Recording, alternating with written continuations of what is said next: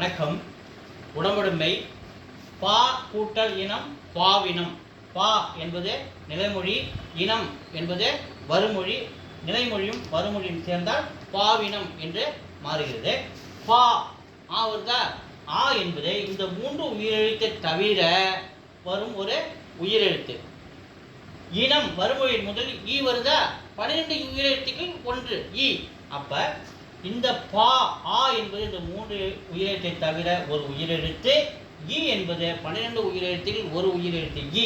இது ரெண்டும் சேர்ந்தால் வந்தால் இங்கே வகரம் உடம்படுமையாக மாறும். வகரம் உடம்படுமையாக மாறும். அப்ப இவ்வா மாறுதா?